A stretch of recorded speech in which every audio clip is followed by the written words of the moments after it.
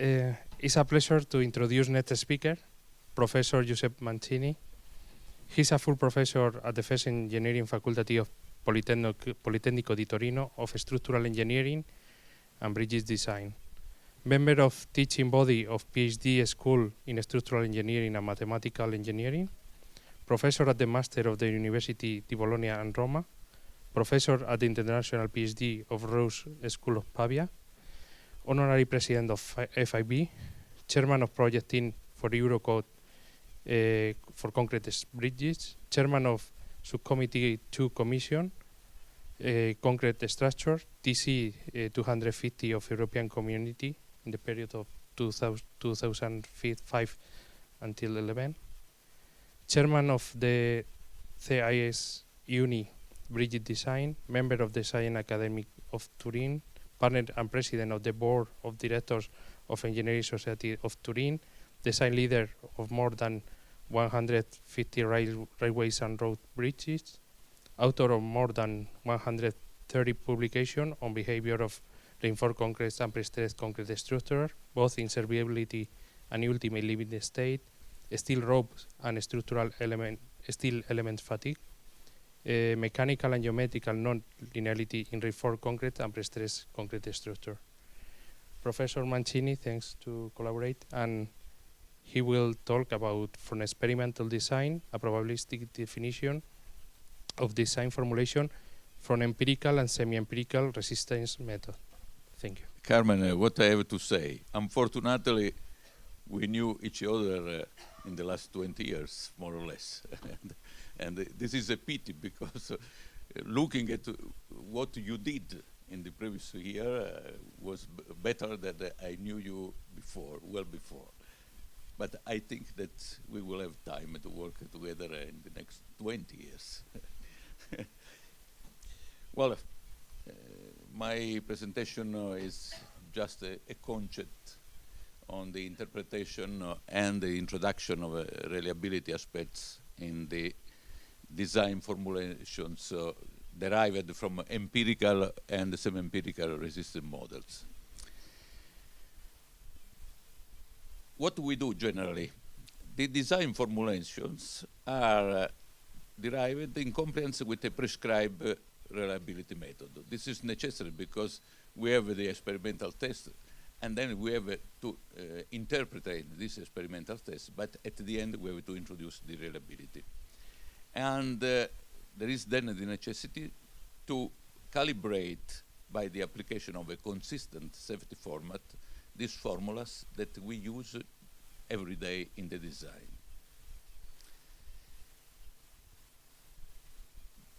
What happens generally? We do the tests, we are concentrated on the tests, we derive some idea from the test, and we calibrate such tests with best fitting. This is what we do, assuming that in the test we have the mean or the actual values of material properties. Now we have to transform in design formulas, and very often we see that the gamma factors are applied directly to these formulas, to this result of the best fitting.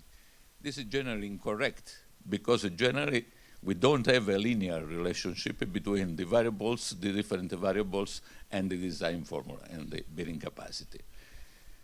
Or in other occasions, we see that in the code preparation, when we have the best fitting, we consider a fractile of the formula which interpolated the data, 10%, 15%, 5%, and we use in the design. Also, this is incorrect because we don't know what is the reliability level, the actual reliability level of these formulas. Then we have to use a more methodological approach. And today is very easy by application of Monte Carlo methods. Why today? Because today, with the small computer, we are able to perform in few minutes a Monte Carlo simulation. Then we can consider the aleatoric variability of materials and the geometry, F for the resistance, A for the geometry, and the influence of uncertainties in the resistance model. And we have two types of uncertainties. We have the uncertainty due to the scattering of materials, resistance of parameters, but we have to consider also the epistemic one, which are the uncertainties in the resistance model that we introduce in the interpretation of the tests. That is the model uncertainties. We have four steps in this methodological approach. The first one is the individuation of empirical and semi-empirical model, and this is what we do generally after the experimental tests. Then we have to define a probabilistic model, to define and characterize the random resistance random variable, and to estimate, when we have the PDF of this resistance distribution, to estimate the fractals of resistance random variables and to evaluate the design expression. We may be interested to the serviceability condition, and we use the characteristic value generally 5% of probability of exceedance, or we may be interested to the ultimate limit state, and generally in this case is 1 per million. Well, if we consider the resistance model R model, generally this expression is composed by a number of terms. C is the best fitting empirical coefficient. That is a coefficient that we have evaluated with the best fitting. Then we have a function of a set of k random variables playing an important role in the resistance models, then the variables that we identified in the tests as important for the definition of the model. And A is a function of all parameters that we assume as deterministic. When we perform some tests, of course, we do not consider the variability of the span, the position on the load. Those are assumed to be deterministic. Our model is the mean resistance that we have in the test, calculated with mean or experimental values and empirical coefficients, which are in this expression, based on experimental tests and derived by the best fitting. But I shall repeat, we cannot apply in the nonlinear field this directly the gamma factors to this expression. If I have a resistance which is a function of the resistance of concrete with exponent 1/3, I cannot apply directly the gamma C to the concrete. How can we define a probabilistic model? We have to define a vector of random variables, x, in which we introduce, together with the random parameters, the random variables which represent the test, the physical phenomenon, a new variable, theta. Theta is the model uncertainty. It should be included in the model. What is physically the mean of theta? Theta is the deviation that we have to consider when we had decided the best fitting respect to the estimation of the strength. That is, we refer in the evaluation, the definition of a model, we refer to the best fitting with some fractile, some reduction. But actually, we have a scatter, because the model is not perfect. When I say this is the interpolation curve, of course, I have no points on the curve. I have points around the curve. And then this introduces an uncertainty that I have to consider. Theta then should be calibrated based on a statistical assessment of the ratio between experimental result and model prediction. I have the experimental result, I have the model prediction, then I have an error. The ratio theta generally is different from 1, is in a range, and then I can evaluate the theta in such a way. All the random variables, which are in X, grouped in X before, are represented by means and the PDF, the probability density function of the cumulative density function, able to describe their variability with accuracy.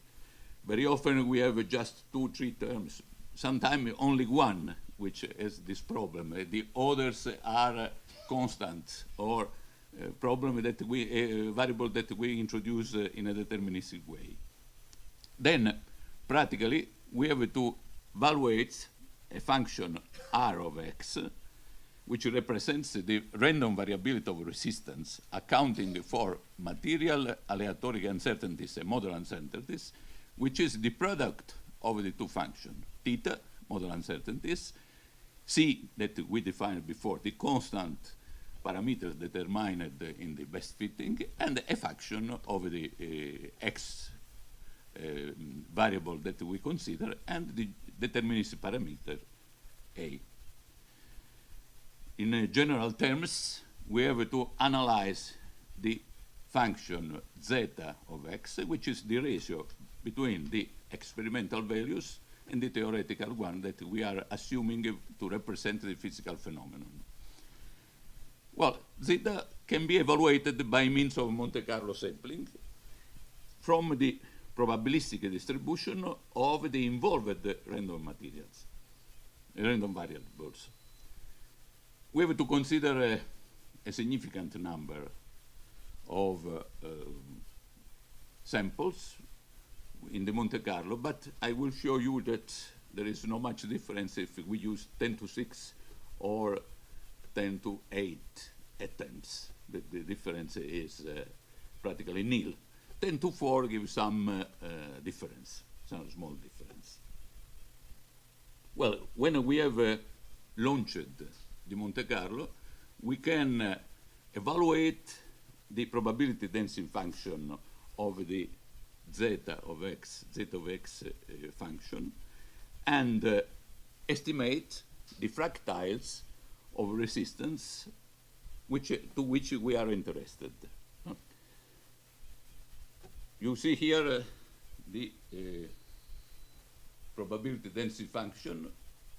We will explain in an example in which we applied this approach that generally, if we're talking about resistances, is log normal.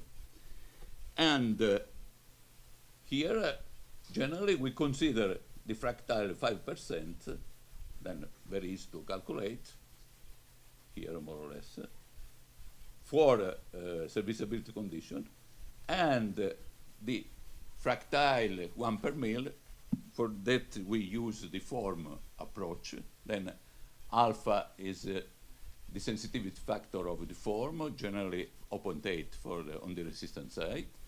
Beta is the reliability index, and beta generally for the structure designed with a period of return of the actions of or a duration life of the structure of 50 years is 3.8. Then this is the product. The product is about 3.04, and phi is the cumulative density function of a standard normal distribution. This is classical method that we use for the definition of gamma factors. When we know zeta p, that is, we have evaluated the fractile, well, the expression that we have to consider for the resistance is zeta p by c by the function of x representative value with the representative values by the geometrical parameters. We applied in the paper this approach for the overlapping and the anchorage of reinforced bars. There is a lot of discussion also inside the new Eurocode for that and in the FIB. We considered a database very large, about 1,000 tests, filtered, that is, we excluded the tests which are out of the normal range or in which there was doubt on the interpretation of these tests. And there are 60% tests made in Europe, 40% in US. Then it's very general. And you see here, applying this approach, what is the result of the simulation with Monte Carlo? The continuous lines are superimposed, are related, are the red one and the blue one are related to 10 to 6 and 10 to 8 attempts, then it is enough to have 10 to 6. And the segmental line is related to 10 to 4 attempts, but the expression is the same, more or less. You may see that is practically log normal. Then when you have defined in such a way this model uncertainty function, you can derive directly the result, the value to which you are interested. What happened for the reinforcement? That we have to increase the overlapping length if we consider a new variable which has been discovered, that is the stress at the level of reinforcement, for which you overlap the reinforcement or you anchor the reinforcement. In the past, it all was based on a number of diameters, 40, 50 diameters, related to FYD. Now, you may introduce the actual stress, and you may have an increase or a reduction. It depends by the level of the stress. That means that when you design the overlapping, you have to use the brain to put the overlapping in the region in which the stress is more reduced. This is a consideration had a lot of critics from UK in particular, because in UK the overlapping is made by the drawing makers and not by the engineer. But I say this is a mistake. It's not correct, because the overlapping position is very, very important as responsible of the safety of an important percentage of the safety of the structure. Then it is should be in the hand of the engineer, which chooses the correct position as a function of the stress in the reinforcement, and not, cannot be given to a non-expert people, which is not able to use the brain for the definition of position of the overlapping. You see here another interesting diagram in which the zeta d, which has been calibrated for this problem of the overlapping of reinforcement, is plotted against the beta factor.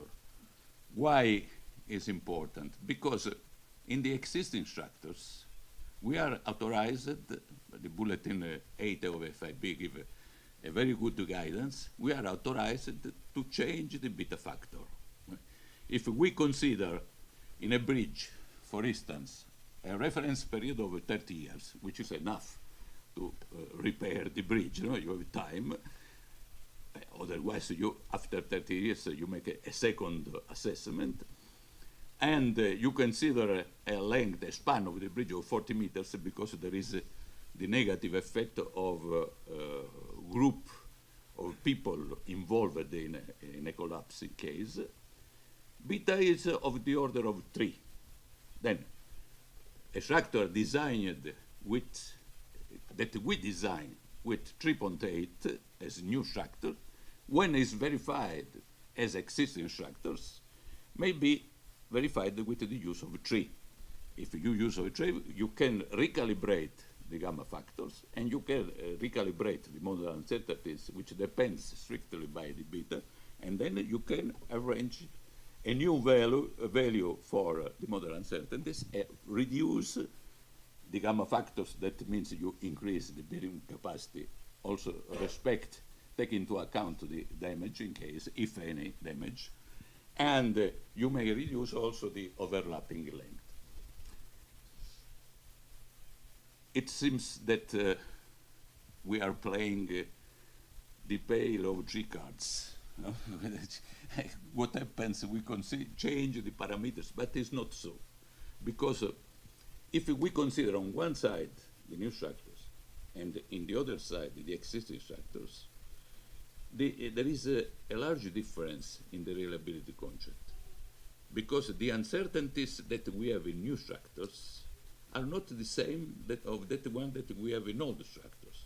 For instance, when I design with a larger beta, 3.8, because I have to cover the uncertainties between the design and the realization. I don't know at the moment of the design what will be the result. This is the reason for this increased reliability. When I check, the structure is there.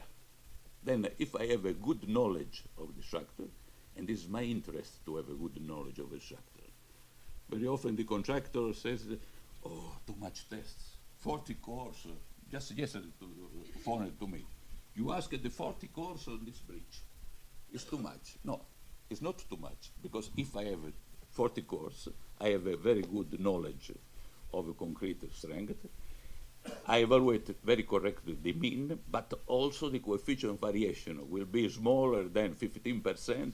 That is the default value that we use for the new reactors. That means that I will increase the bearing capacity because I reduce the gamma factors. Then the difference, the substantial difference is that when the reactor is existing, there are a lot of uncertainty that I have not to consider because I have the possibility to determine, to arrive to a good knowledge of the reactor. Then I can reduce the uncertainties and I can reduce the beta factor. Maintaining, of course, at the same level, the risk for the human life. This is important. We are not changing the cards, but we maintain the same level of the safety in the reactor. Thank you.